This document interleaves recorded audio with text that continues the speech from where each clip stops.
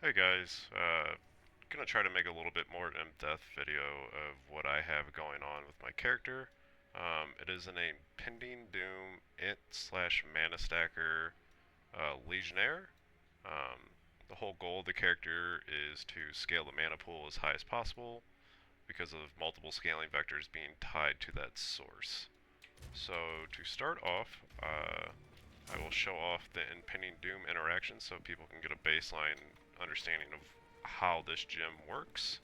So Impending Doom is a support gem that you can link to a curse, and the whole mechanism behind this is when you curse something, when the curse expires or gets removed from the enemy, it triggers Doom Blast. And Doom Blast is a cooldown ability. It has a cooldown time of 0.15 seconds and stores up to 3 uses. And it deals 15% of your current mana as base damage. This is incredibly important for how this build functions. So ways to trigger this that I have found from some POE1 knowledge is you can use Curse Ground, and the way Curse Ground works is it puts one curse on the ground, and any mob that walks over this area has the curse applied, but when they leave that area, the curse is removed from them. So there's a couple neat interactions you can do with this support. For instance, there's Spell Cascade. So for clearing, this is what I like using because it puts the one in the middle, rips it off, then pulses up here, then over here, and then as you cast it, it keeps ripping off the curses. Um, this is probably the best option for AoE. However, the problem becomes single target. Unless the target has a ginormous hitbox and can be hit by all 3 overlaps, it's a pretty wasted support gem. So I've been toying around with Echo, um, which creates a pulse on the ground that or echoes this initial curse. So 1, 2, 1, 2, 1, 2, 1, 2, 1, 2. But there is some issue going on with cast speed. Once you get it fast enough, the echo no longer works. So I've also considered things like this where it pulses it, just at a slower cast speed. The only issue is it becomes a little clunky to play, but I think it's just the nature of the skill being in early access. But that's the interaction that I've found to trigger Spell Cascade, or I'm sorry, Impending Doom, multiple times on the single cast. Um, so that's the main interaction that this character's taken advantage of as far as how Impending Doom works. So the 15% of base or current mana as base damage, um, the chaos damage portion of this is really ignored.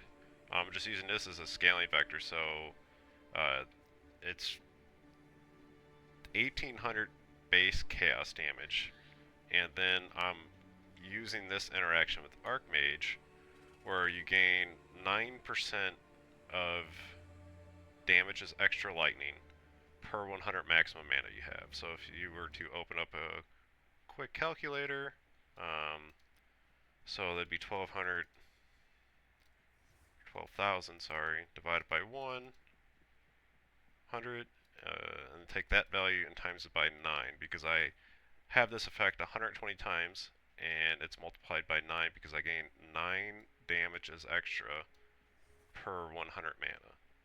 So you take that 1200 base or 1800 base damage and you multiply it by 1080 extra damage as lightning.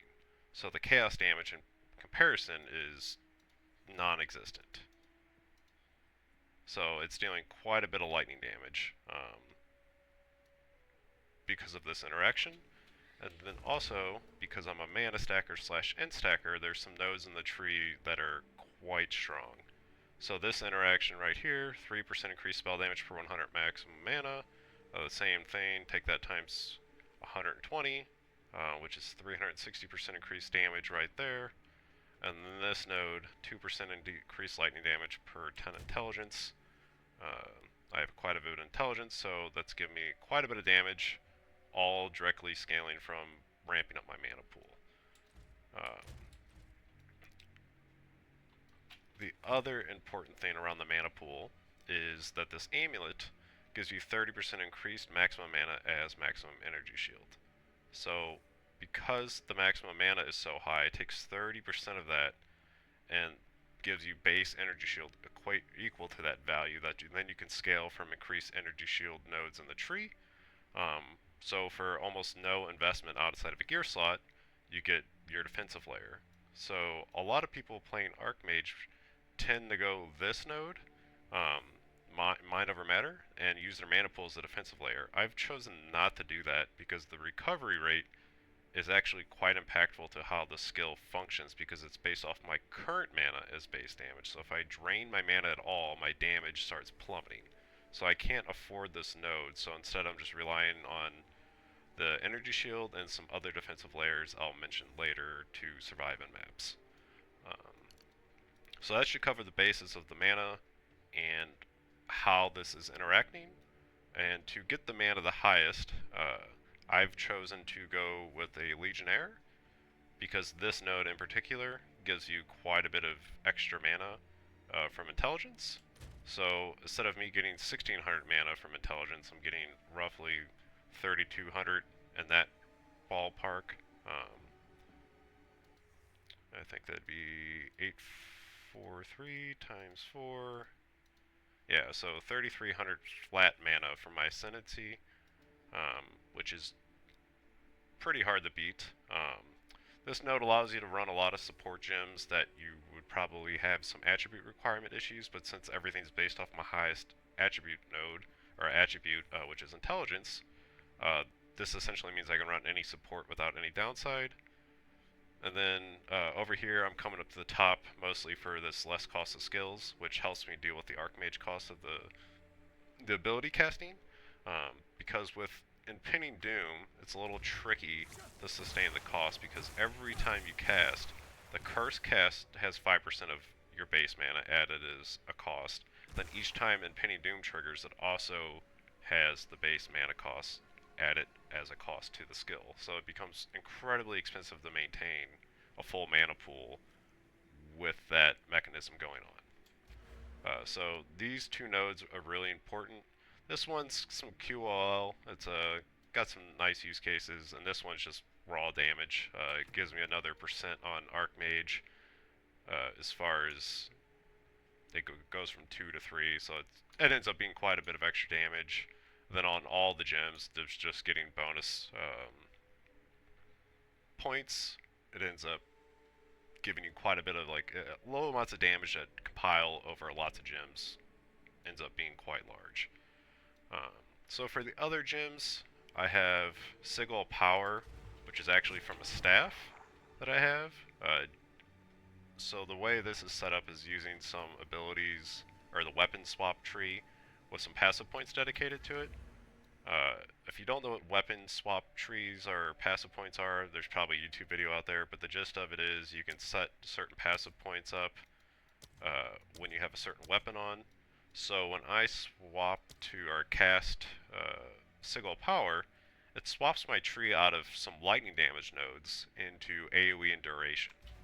So this makes Sigil Power quite large, and it's pretty fluid, so I can just cast Sigil Power and then cast my curse, and I weapon swap automatically between the two, because on this I have this option checked somewhere. Where'd it go?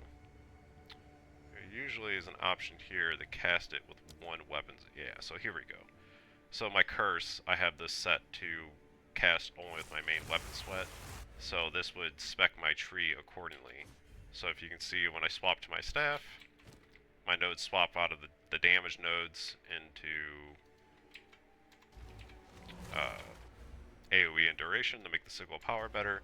At max ramp, Sigil Power gives 60% more spell damage, because it's 15% more per stage.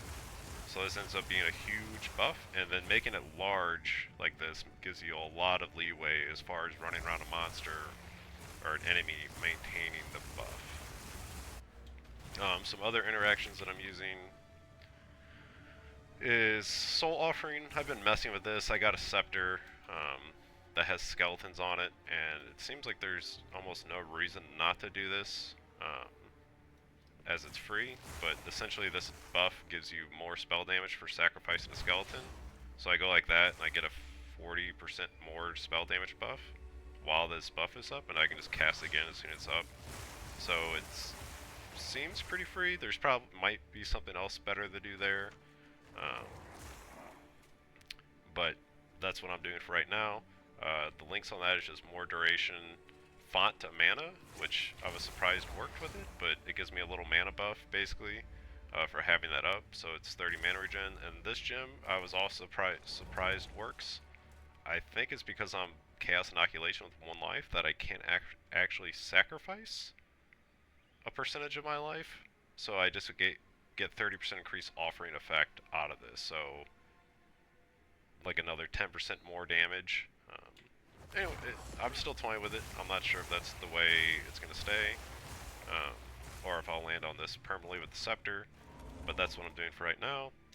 The other auras I'm running is Overwhelming Presence to reduce the enemy's shock threshold and stun threshold, um, which is just nice quality of life. It keeps mobs CC'd and stunned, and shocked very easily. And Blasphemy is my other main defensive layer, so because I take some curse wheels, like this, or curse effect, and have some bigger area of effect, my Temp Chains is actually almost the whole screen, and it slows mobs by 30 to 40% of their action speed. So I kind of viewed it as 2 ways. You could run Enfeeble as a Blasphemy, which would make all the mobs around you deal less damage, but they're harder to dodge, versus this makes some of the mobs so slow it's almost impossible to get hit by them unless you just purely get surrounded, which is also very hard considering the damage of the build. So I opted in for Temp Chains as it allows me to kite. It's just kind of a player preference. They both have use cases. I just chose Temp Chains. And on the links you can do some interesting things because it's Blasphemy, so it makes it into an aura. So for instance, like this is usually a really rough gem to use with curses because it increases the delay of how fast the curse activates, but because it's on Blasphemy, it activates anyways, instantly, as soon as a mob's within range, so you just get the upside of the 50% AoE. This is just to make the curse stronger, this is to make it larger, and this actually acts as a multiplier to the curse effect on the mobs. So it's incredibly strong. I was also surprised this gem worked with it, to be quite honest. But it does, and it is very, very strong. The other one is Grim Feast. This is purely for mapping. Basically, it allows you to sustain energy shield while you're running around, and then it overflows your energy shield. So in maps, a lot of the time my energy shield will actually be counted as 15,000, or 14.8. I mean, that's the gist of it, just gives you energy shield as you kill mobs. We've already covered archmage. This is blink. Basically, set a dodge roll, you get a teleport, which is great for movement, since POE2's biggest restraint in mapping right now is movement speed. Being able to gap close or teleport away or teleport ahead is a big advantage. And lastly, we got Orb of Storms. I do need the 6 link this to add another support to it, probably damage, so it inflicts shock easier. The whole purpose of Orb of Storms currently is just to inflict exposure. However, you have to inflict the shock with the skill to do that, and because of how I've skilled my character, getting base damage on Orb of Storms is actually quite a bit difficult. So more damage links in this would equate to it shocking and applying an exposure easier, which would just raise the single target damage. Let's see, what else have I not covered? Oh, and the archmage supports is just +1 mastery, so +1 the skills, and then clarity, blink is ingenuity, and wind wave. I don't even know if the second part works, but there's nothing else to socket into it, so why not? And let's see. Oh, and the skeletal warriors, basically if they die, they stay attacking for 4 more seconds as decoys, more minion life, minion res, and then +1 level to the support. These are just purely decoys are being used for the soul offering for a more damage multiplier. Let's see. So other interactions that are unique. So it's utilizing Etlich Battery and CI to turn all my energy shield from gear into mana, and then becoming immune to chaos damage. And this interaction, frankly, only really works well without Mom or Mind Over Matter because of the amulet granting you energy shield. Um, and then I'm also using Eternal Youth for flask sustain. So basically, if I get hit, I can spam my flask and it heals my energy shield pool. Um, and usually this is a little bit rough to use or not that good, but because my mana pool is so high, I can actually afford this prefix on the flask where you get a huge amount of increased life recovered, but it drains some of your mana. But because my mana regen and my mana pool is so high, that top line's almost completely negated, so it's almost all upside. So, and then my belt has 20% increased flash recovery applied instantly, so a portion of that is just, it's like an instant heal, so it's the oh shit button, if you will. It can save you. It's pretty justified for 2 slots, and if you keep leveling, there's some really strong nodes here for more damage.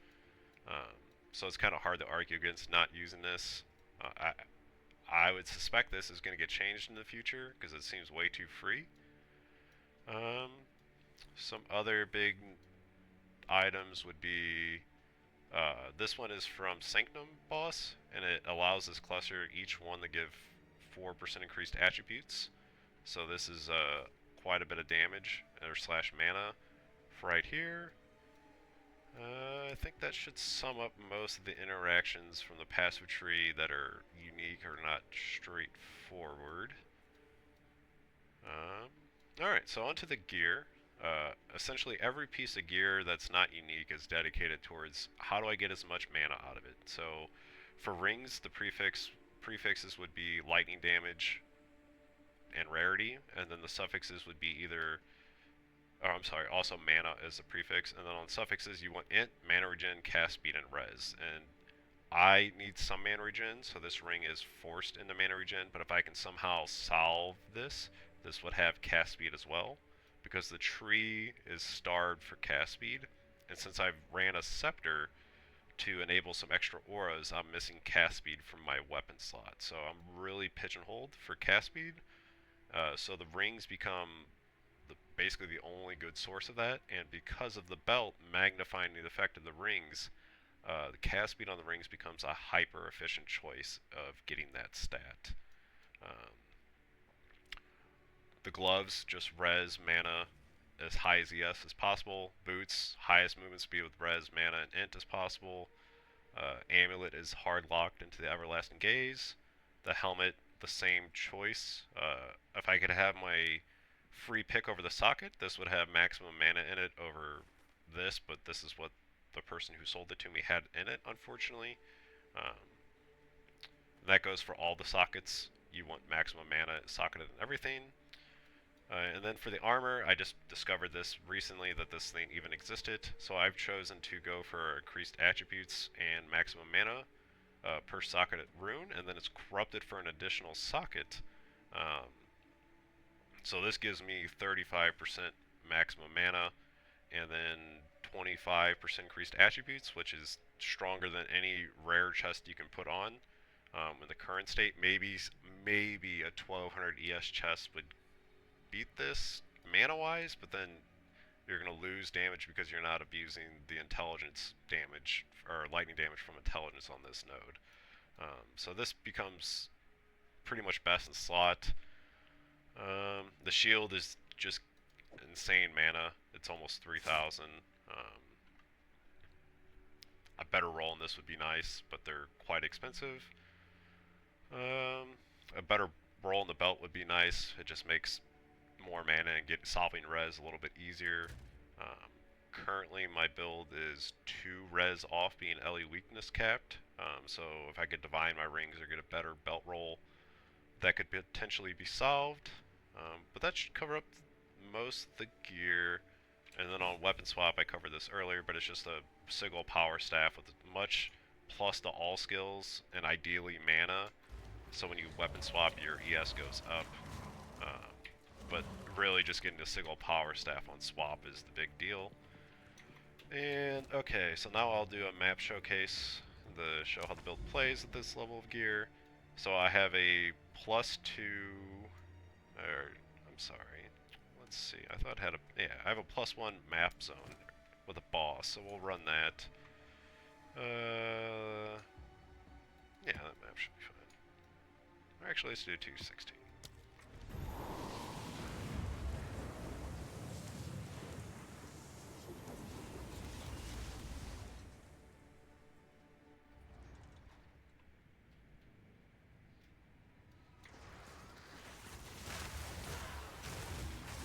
So it's pretty straightforward as far as mapping. You kind of just point, click things, die for the most part. They're super slow.